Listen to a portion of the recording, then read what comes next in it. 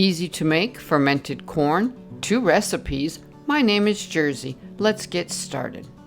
First, you're going to need 4 ears of corn to make this recipe.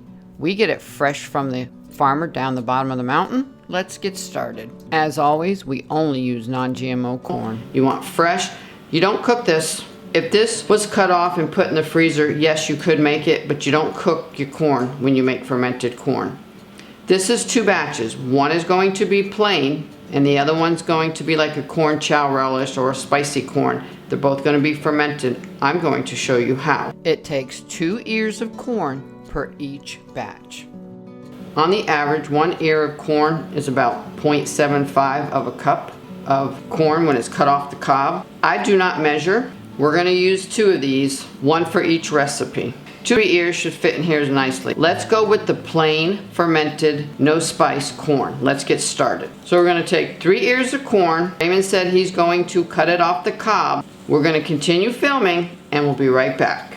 Go ahead and pick out any hairs, silk, whatever. As usual, I'm going to be using a fine sea salt, not pickling, not iodized, just fine sea salt. I use fine sea salt whenever I ferment. This is a pint UV jar, which is 16 ounces. I have filtered water from our Berkey in this.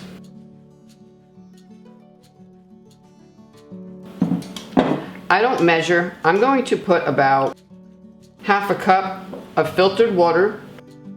I'm going to add 2 teaspoons of fine sea salt. Give it a stir.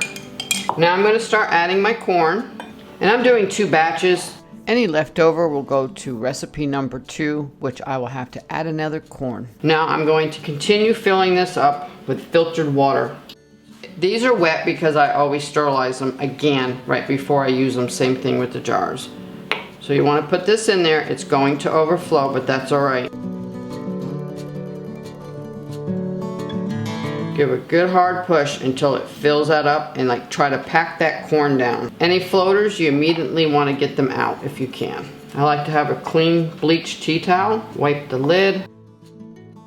If you do not have these glass weights in a fermenting kit, watch my fermented pickle video. It will show you how to get around. You don't have to buy the fermenting weight and silicone lid if you do not want to.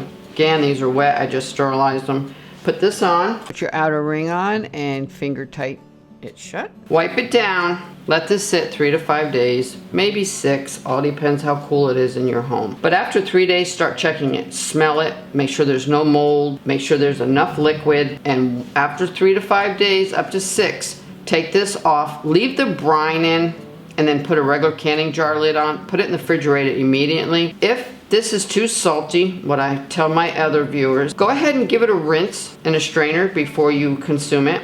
It will relieve some of the salt. When I'm using fermented corn, I don't salt my food until after the corn's in it because yes, it could be very salty.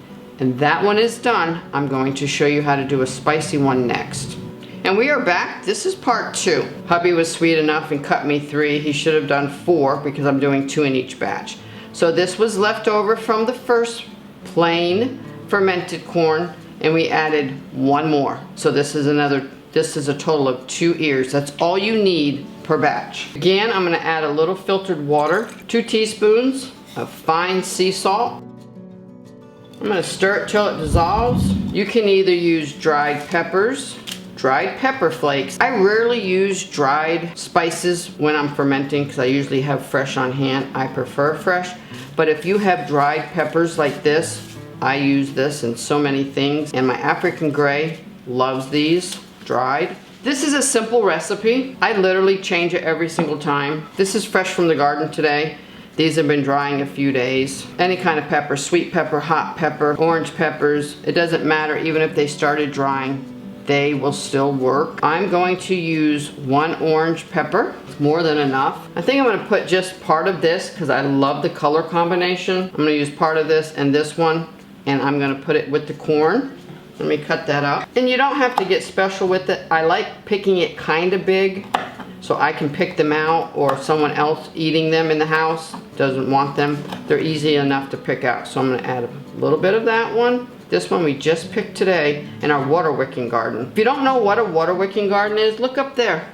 I think you'd be amazed. We have an awesome garden where we don't even have to water. We just kick a faucet on and it water wicks it. You can add fresh garlic, maybe a clove or two, quarter of an onion, half of an onion, minced very fine. I'm going to be adding more water, filtered water. So 2 ears per jar is all you need. Now you can do this in a quart jar with 3 to 4 ears. You'll have to double the salt. I call this like a corn chow chow. I love it. It's so spicy. It's excellent.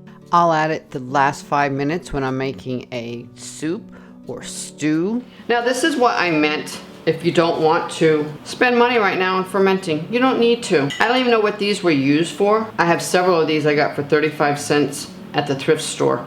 Same thing, it's a glass weight. Fits in there fine, does its thing. So let me go ahead and put in the filtered water.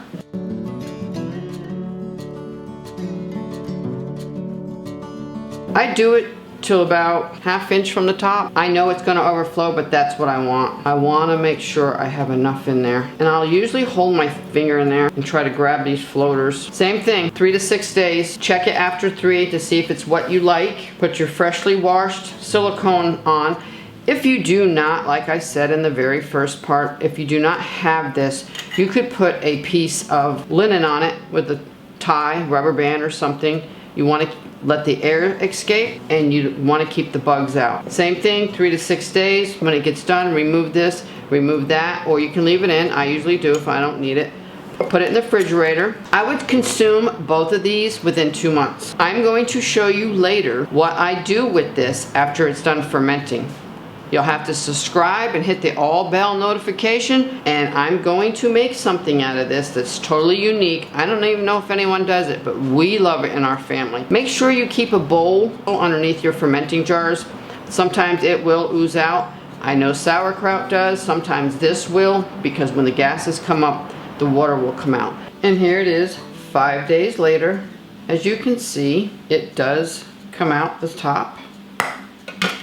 Why it's important to have it into a pan. You can burp it once a day. You can just go by and squeeze it like that and let some of the air out. This will bulge the first day or two. Let's take a look. When you do that, you can smell it. It smells wonderful. Hot one, because there's the pepper floating in it. And as you see, it's very well submerged. This creates its own liquid. And this is what I was talking about. It gets a little milky, and that's normal. That's exactly what it's supposed to look like. It smells delicious. All summer long I love having salad. I'll put this in a salad. I'll make sourdough tortillas, tacos.